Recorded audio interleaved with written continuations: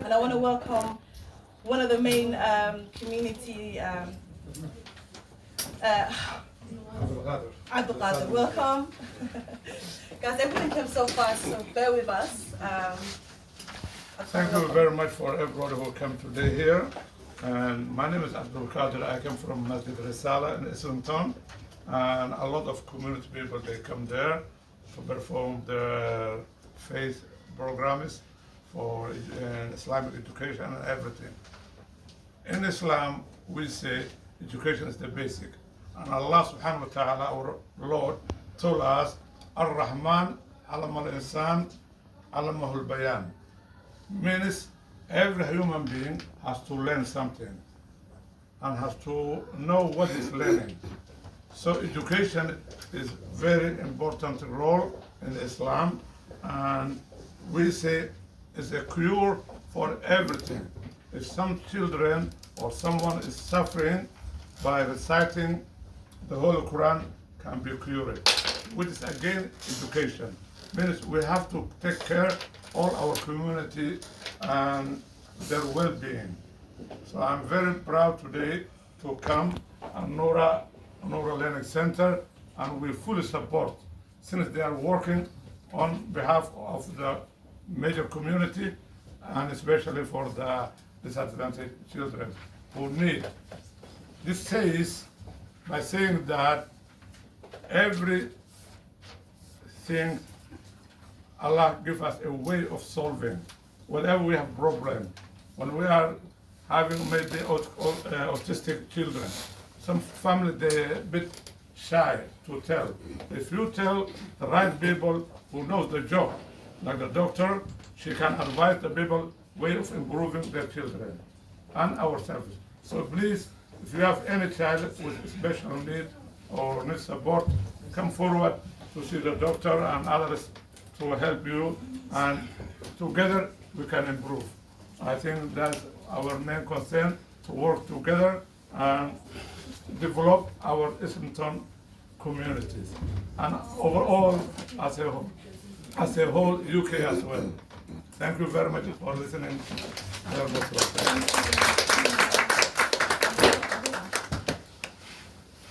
You have the agenda.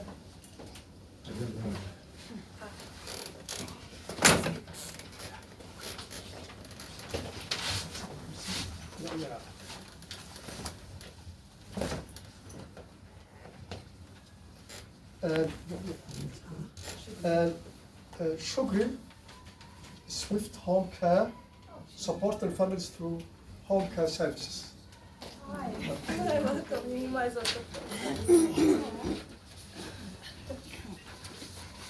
Hi everyone, my name is Shugri and I'm supporting this organization because I have a business in veterinary care. As a community, Sophia, she opened our eyes, the demand, the people they need. That is what we were here to support her and help them, all those needs. That's okay. No, it's fine. The services you provide, what you do for the community. Okay. The service we provided is domiciliary care, elderly with dementia, need other help, is like disability or any problem they got.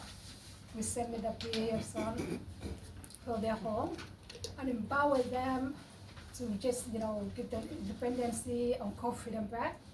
And those who hospitalize, when they come out of the hospital, we will help them until they recover. That's fine. That's great. No, thank you so much. I don't know, you're going to go next? I just wanted to say that I wanted to kind of have key speakers from the community and the kind of work that they do, so that we all connect to one another, because I think what Shukri provides is a home care, like special needs. What I provide is consultancy, so we do work and bounce off one another. What you do in terms of the community Islamic, gathering and the masjid is basically for people to be comfortable when it comes to send, when it comes to special needs, when it comes to people with disabilities, for us to accept and for us to kind of know where to go for services and for us to engage one another. So thank you for Shukri. Thanks so much. Next is Salina. Selena is not here, unfortunately. She had a plane that she went to go do, so you can introduce her. Yes, oh, okay, yes, I can. And you can introduce us to your brother. I've seen you change this. Yes. Welcome. Okay, thank you very much. Yeah. I really appreciate to come this ceremony, the graduation of.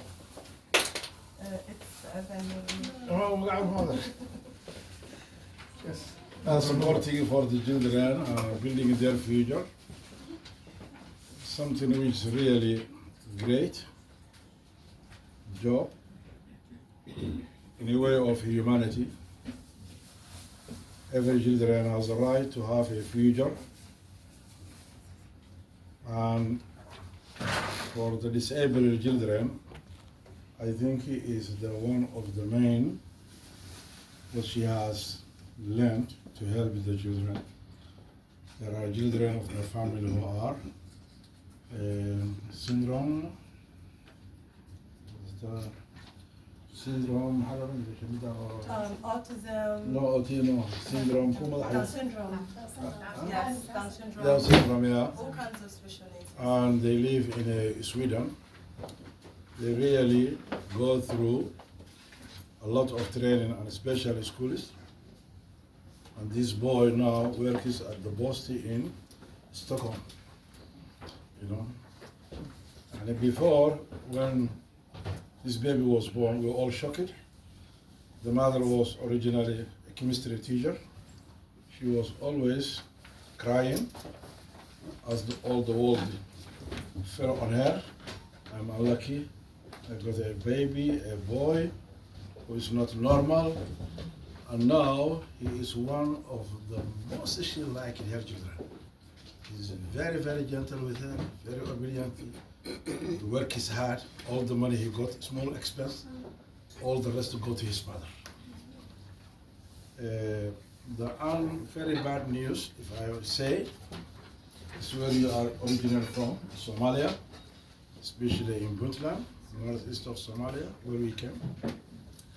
There, the children who need special care, they are really living very, very, very difficult hell life. People call them, they got a jinn devil has influenced them. They put jinn at their feet. They tied on a tree outside the home. They suffer under the sun, tropical sun. If there is a rain, they also suffer. If they go along, every children will throw to the stones. Therefore, I think you go every year one time there, and minimum to make awareness how to really in Somalia with the children. About that, professionally, I was engineer because I don't work here anymore as a retired. And I'm, in a way, I'm social activist. I go to Somalia, I learn electricity, I work, something like this. I wrote a book, which is called From Fari to Forgiveness. And soon I will publish. You will have yours. Okay, thank you. Thank you very much. Next we have we're talking about Mr. Noor Hassan. It's about academic. Okay, so we have Sophia. It's you. Sophia Bilhi. She's talking about the general concept about the center and why it has been created, etc. So we had few speakers that were supposed to come. Unfortunately, so we're just working with changing the time because some of them are not here now. So let's just get into why this event today, and thank you so much for coming again. Thank you so much for coming as well. It's to kind of connect and communicate and engage with one another.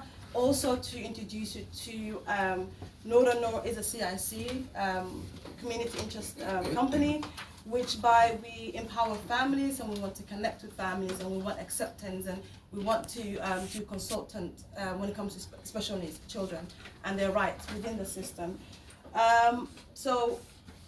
a little bit about me. I worked in the sector. I was a SEN teacher before for about 6 years, and then I went to become a SENCO, and then from there on I decided to become a SEN consultant, seeing exactly what was happening and the disconnection between families, not knowing their rights, children being not given the right intervention. So I've decided to become a consultant.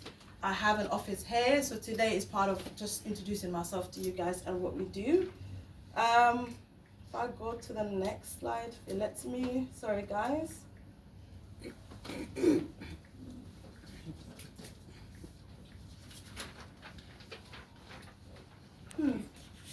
So that's a little bit about me.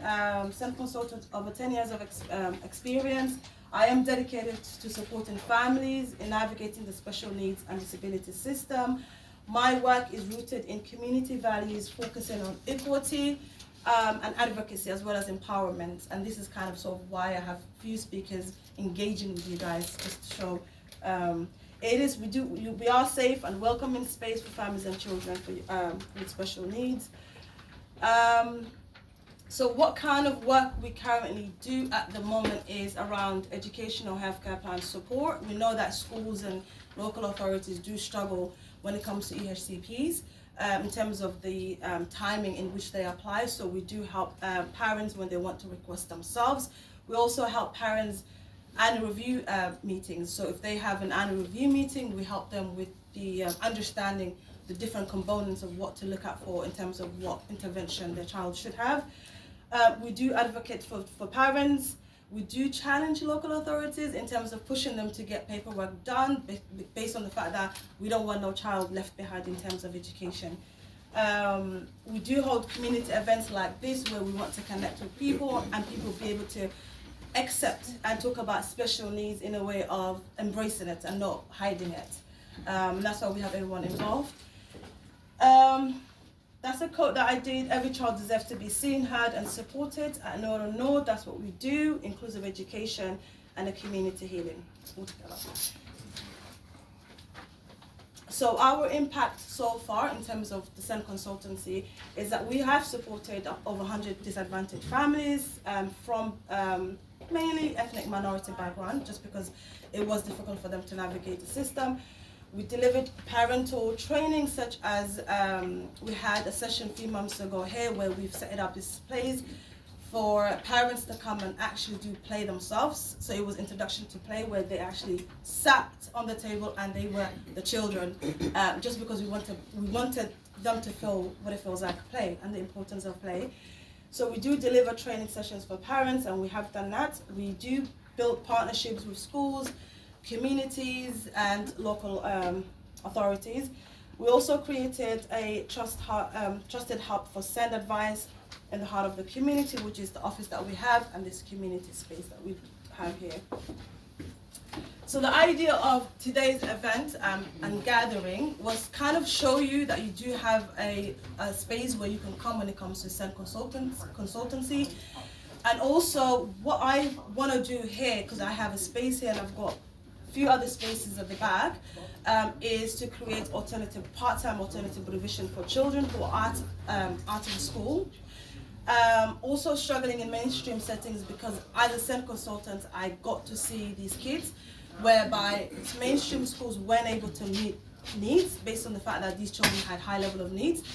And then there were no spaces for special settings. So I want to bridge that gap in terms of having a part-time alternative provision and make use out of spaces like this, so that children can have an ongoing education. So alternative part-time education is my next goal. And this is why I've got all of you here today to kind of know about it, support me, and engage with me through the process. Majority of these kids are from marginalized communities, facing also exclusion. So I have seen in cases where a lot of kids were excluded based on the fact that these kids weren't diagnosed at the right time. So they ended up being in high school, mainstream high school, secondary schools, and then they were excluded based on low-level behaviors. But I know the real reason is that they were never diagnosed, whether that was ADHD or underlying ASD. But they needed more intervention rather than exclusion, I believe. Also, I do want to provide targeted education, as I believe education is not just literacy. I think therapy is a big thing when it comes to education, so that is the kind of, and personal development is what I want to put together in terms of the part-time provision that I'm planning to hopefully do. So what is my goal is to have a small group learning with qualified special needs SEND specialists, so SEND teachers, therapists. I do want to collaborate with people, other communities and organizations in terms of accessing speech and language therapy, occupational therapy, as well as emotional support, well-being support, because I think that's a huge one that we oftentimes miss out on. I think a lot of the time we do concentrate on only ADHD, that's so obvious, or ASD, that's obvious, but never social mental health aspect of our children. And I think that really happens around secondary school far more than primary school, because that's when it's interpreted into low-level behavior rather than could it be socially mental well-being that these kids are suffering with. I do want to do a flexible and personalized curriculum, and obviously strong focus on confidence, resilience, and life skill. So that is the kind of my alternative provision goals, hopefully.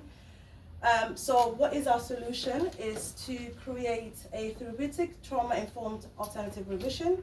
We want to focus on academic support as well as obviously all the other therapy. We do want to concentrate on life skills for all the children, especially the ones in secondary school. We want to work a lot on emotional regulations, because I think our kids do kind of need to learn about how to emotional regulate and what that means, and as well as parents as well. We do want to run sessions or training sessions for parents when it comes to emotional regulation, because I think that's a very important one for both children and for parents as well. Obviously, we want to create safe and culturally inclusive spaces, as we believe that every child has the right to belong, learn, and thrive. Our mission is to deliver this inclusive, empowering education for this age group, 5 to 6.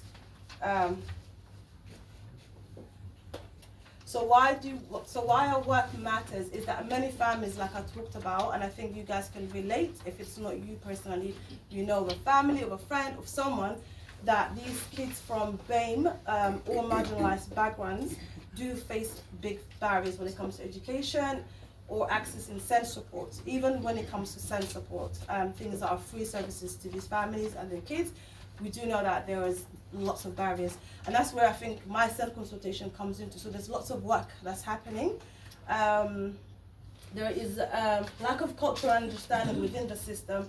Parents oftentimes feel isolated and unheard, and we want to change that. This is my budget. I know it's massive. Don't worry, this is not asking anything of you, but these are sort of, when I put together my budget, this is kind of what I need to create this space as well here. We've got 2 rooms behind. These are the kind of things that I would definitely need in terms of budget and fundraising. But how you can help us is you can either, we've got a GoFund that you can help us to donate, whatever you can. You can share our mission with others, like other organizations, people that you think can help. And also you can voluntarily work with us. You can, partner with us, expand our services. So these are the options that you can help us reach our goal to have the provision for our children. A little message to parents that I thought about is that being a parent is a journey filled with learning, love, and challenges. You are not expected to have all the answers, but you are expected to seek support when you need it. Safeguarding is not about blame, it's about protection, progress, and partnership. So let's work together, let's connect, let's engage, know about us and services, and we'll take it from there. If you need the GoFund page, That's a session. Okay, technically, I would make it very short. So here we have the importance of education for SEND. According to what the government, UK government, explains about these concepts, inclusive education compared to specialized education, schools' effect on SEND enhancing self-esteem and confidence, building self-esteem, common feedbacks, and conclusion. Technically, SEN stands for Special Education Needs and Disabilities. It refers to children and young people who have issues, learning issues, and disabilities.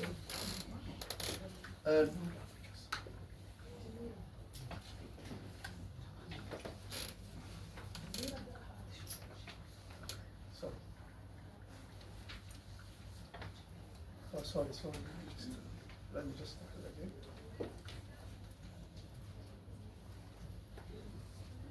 So technically, what this means is the way we as society responsible to help these type of people. So what is our responsibility and how we can help them? And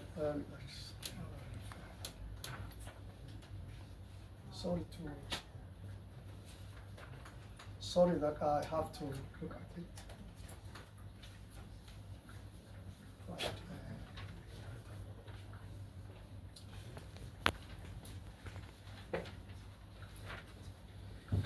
So, yeah.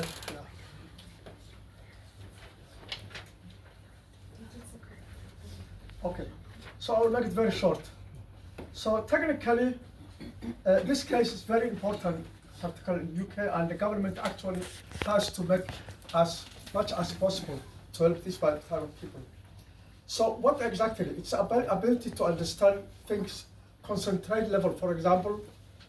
Okay, well, in the case of the disability, education plays a very important role. That was the title of the book. So what exactly means? Exactly means this type of people, children, usually they need specific type of education to help them understand at the early age, not late, at the early age as possible. So this will help integrate and overall well-being can help create an inclusive class environment. A person's learning and development may be impacted by a wide range of what are these problems technically. We have autism, dyslexia, we have physical limitation and communication disorder. For example, it's estimated that 1.5 million students in England require special education. This is a report I have collected from the so they have problem with accessing the curriculum to require special, etc., difficulty during the education, etc., etc. So technically, it's essential for these type of people to have specific children. Sometimes it's bit, for some schools, if they send it and they add the other students, usually the teachers will be annoyed. Why? Because other children feel normal and they play normal, while the other type of children, they may have back problem with understanding or following understanding. So I will make it as short as possible. So technically what we need is to have as much as possible to help this type of people to get as much as they can get. This is one of the responsibilities is the government and the responsibility of social. In short, we have schools that are very important. They give people with disability and special schooling needs a way to stay alive and a chance to have a better future. It's up to all of us to understand. So we are responsible, all of us, understand how important SEND schools are, help them grow, and work together in a society where everyone can shine. I think that's all I wanted to express. I'm sorry because I had to find the documents. And actually, I made it as much as possible very short. Thank you very much. So I welcome to express this. Thank you very much.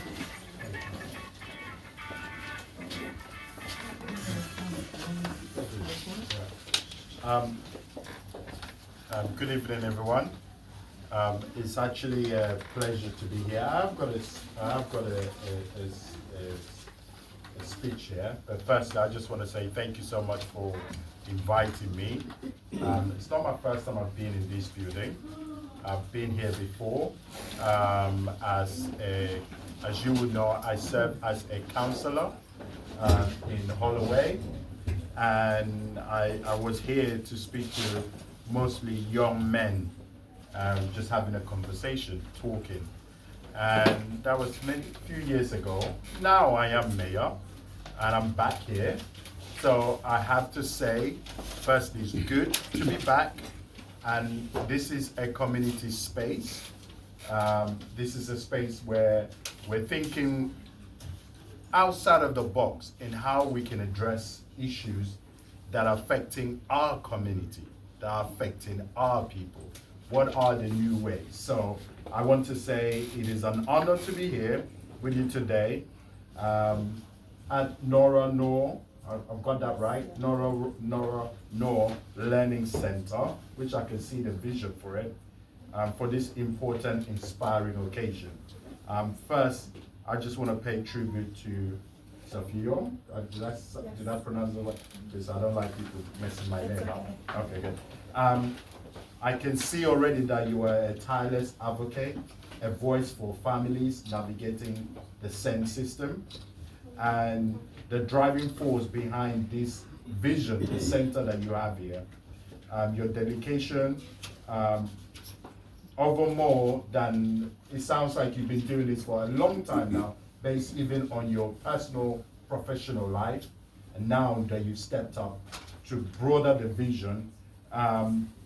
It's been almost a decade now, and particularly for 4 years of focused work on the Black and minority ethnic families, which I would rather want to say the global majority, has transformed lives and have brought hope to many who might otherwise have been left behind.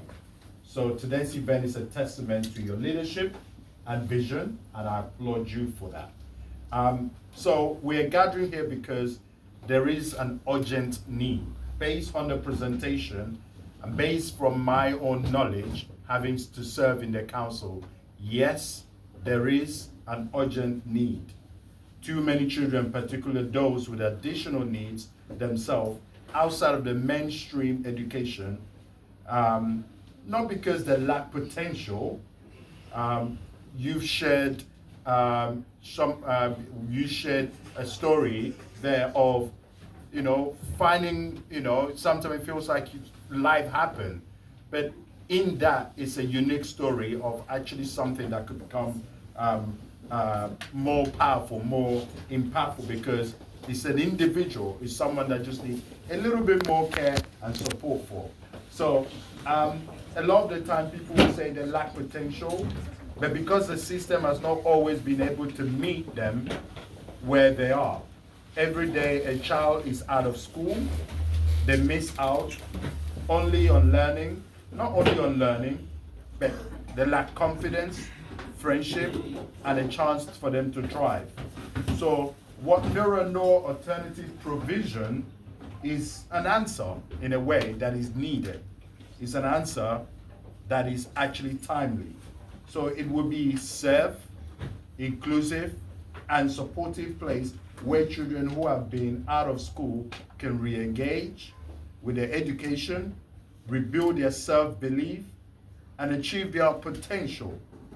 It says clearly to every family, you are not forgotten, you are not alone, and your child's future matters. So as Mayor of Islington, I'm deeply proud to stand with you. This borough has always been about community, about neighbors supporting one another, about refusing to accept the inequalities is inevitable, but we know that when we work together, parents, educators, local leaders, and organizations like that exist in this building, we can change lives. So today, let this event be more than just a lunch. Let it be a call to action, a call to support, to fund, and to champion this initiative so that it can grow and flourish. Because when we invest in our children, especially those most at risk or left behind, we invest in the future of Islington itself. So to every parent, every volunteer, and every supporter here today, thank you. Thank you in advance for the support you're about to give.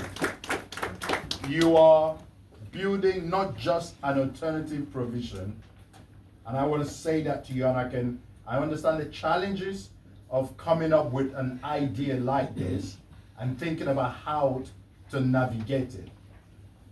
I can see the financial restraint because the vision is there, but I'm going to be very realistic. I can see the financial challenges that might be there, but I believe that the vision is strong enough, the community is ready, and as a council, all that I can advocate on behalf of what you're doing, that I will do.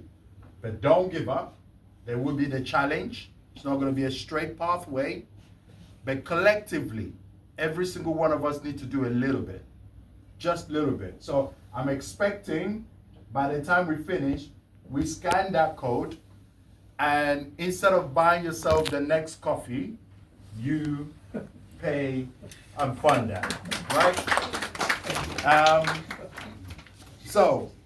Again, it is an honor as a mayor of Islington. I've been doing this role now for the past almost coming to 3 months now.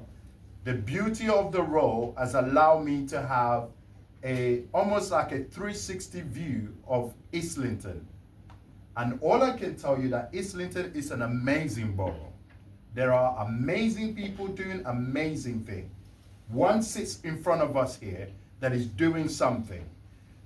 Not everyone wants to hear about the good news. Good news is not always very much the headline. It's always the negative stuff that people want to talk about. But I've gone around and I've seen how people are going out of their way to support, to help, to build. And I just want to pass this message to you before I sit down. Make sure you are always looking out for your neighbor. Make sure you're always reaching out in love to the people around you, to that elderly person that is there, to that family that might be finding themselves in a more difficult situation than you are, when no one is watching. Because that's the most powerful thing you can do. That's how we build community, and that's how we make Islington and keep Islington an amazing borough. Thank you so much.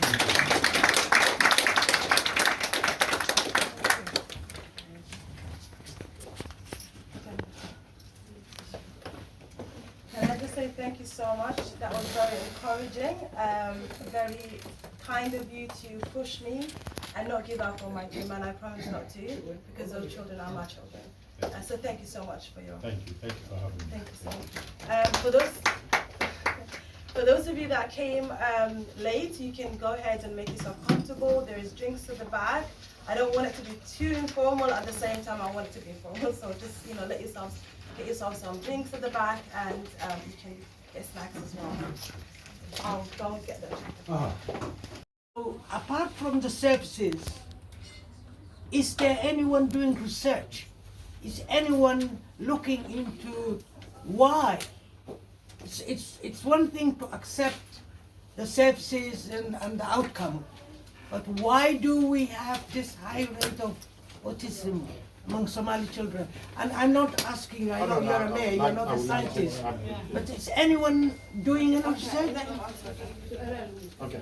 Can I come into that? Sure. Look, I think the question that you've raised is a valid, strong question, and it's actually thought-provoking, because you've asked a question and you've looked at it in terms of the demographics and the rate of it. Now, I would immediately put a challenge, a call out, because now that you've started this initiative, I think this is the kind of topic that I would want as a community to actually further think about and research around it. Maybe this is a topic from even a PhD. This is a challenge to even the young ones that are here, that you're currently studying. Could this be a topic that you can drive yourself to actually get to a point and say, I want to do a research on this? Because it's actually a strong question. So, but I'm going to be very frank and honest. Do not expect that answer to come from outside. The answer needs to come from here, because you want that research to be carried out in the spirit of the known, already. I mean, at this point, you've given out some numbers. They're not based on actual in terms of research. But I do believe there is actually room. If there are concerns like that, then I would strongly recommend that maybe this is a piece of work that your team as a wider one can actually think about as well. Yeah, thank you so much. No, I did do introduction. I did do history of autism, part of the training that I've given some of the parents, and we went back and kind of looked into it. There isn't a clear answer just now. I am planning on doing my PhD. Why is there a rise of autism, which I don't believe there is high rise. There's no research that says that as well, but there's part of the training that we're planning to do is to make you understand that autism has always existed. It's not something that has rise or nothing. So that's that. Any more questions? We're gonna give it someone else. Anyone else have any question? You guys in the middle, go on. I see a couple of young people there. I'm going to put some questions. Sir, yes. Thanks. Myself and my wife would just like to put it forward to you and ask a question about how parents with SEN children can be involved in the activities in the community, especially, for instance, for mothers who deal with the children a lot more, and maybe they're in the outdoor environment and they find it quite tough and overwhelming. Sometimes could be very challenging because maybe the mothers do not feel like they belong in such certain environments, and feels like we have limited accessibility for children with SEN needs. And my son is autistic, and sometimes my wife, she has to just be home with him because she feels like there's not a lot of air outside or people accepting to the differences of our children. And I'd like to put that forward and say, is there like an answer for us, or is there a space whereby we're going to have that safe environment for our kids? Firstly, I have to say that the issue when it comes to families with SEN children and the support around is a national conversation. So it's not the feeling that you have is a national conversation. We believe more can be done, right? Both from national funding coming down and on a local government space. Now, it's a moving space, but what I can assure you is coming into a room like this and hearing a question like that allows me as mayor to be able to feed directly back to the right people to say, look, these are the concerns. But if I was to stand here and say to you that I didn't know this was the case, that wouldn't be me being very transparent, because it is a challenge. From an Islington perspective, there are works that are being done. The question is, how fast do the work they've done becomes a reality so that you as a parent can actually see, I've seen the change around it. Now, what I can ask is, I would leave my email. I'm more than happy if there is any special direct missing need at this point that you can say that I don't know if you live in Islington, you can send an email to myself, and I will make sure that email goes directly to the executive member that deals with it, and then I'm sure they will be able to tell you exactly what provision that can be made available to you. But let's be very clear, there is a lot on the waiting list. There's a lot of challenges there in the sector, but it's not just an Islington issue. It's actually quite, to be fair, we're better than a lot of other councils. Yes, so but more needs to be done. I just think for a little while the system felt like it was broken, but I'm hoping that could change. But sometimes it all comes down to money and actually how we do it. And I'm hoping that money spent in the right way, the priorities is set on things like this, because every child, every family deserves to see their child and their children have a good quality of life and access, no matter what the challenges or issue might be at the early point, because we all deserve that. That's just a basic right of life for everyone. And I'm speaking as a mayor, by the way. Bear in mind, as a mayor, I'm non-political. I'm supposed to be non-political, meaning I'm not speaking for any political party or anything. I can always feed back, and I'm always feeding back, because my job as someone that's non-political as of this point is because I'm supposed to represent the voice of every single resident, no matter their political stance. So I will be taking that back. I will feed it just like every other feedback that I get. Sure. Last question, and then we're going to have to let the mayor go, okay? It's just really to say something about your question. I'm not from the Somalian community, from the Bain, but I am a minority. I know of a couple of things going on. There's, I don't know if you know Hornsey Road Children's Centre. Yes. There's a very good club, SEN Family Saturday, and it's children from every background, particularly autistic kids, and it's run by the parents, they're the trustees. They set it up because the council closed the service down, and those children felt very alienated, and so did the parents. I worked there for a couple of years with a program called Hand in Sky for parents and children, and I still run that at Hornsey Road. I'll give you a flyer. But SEN Family Saturday, it's very good. Yeah. Thank you. Thank you for that. Thank you for actually sharing that. Yes, I'm happy to take one more question. It's not every day. No, I'll let, actually, you go ahead. You have a question for me, go for it. For me, right? Okay. I have interpreted for a lot of Somali parents whose children are being kicked out of school, and I could see these are secondary schools, and I could see these children had some kind of health problems, but the schools always claimed, oh, they have behavioral problems, oh, you are a traumatized community, you have brought your violence here, children are. And I was wondering, does the government, not only Islington, is there a way schools are asked to identify children, I mean, whatever level of autism they have, or dyslexia, or whatever?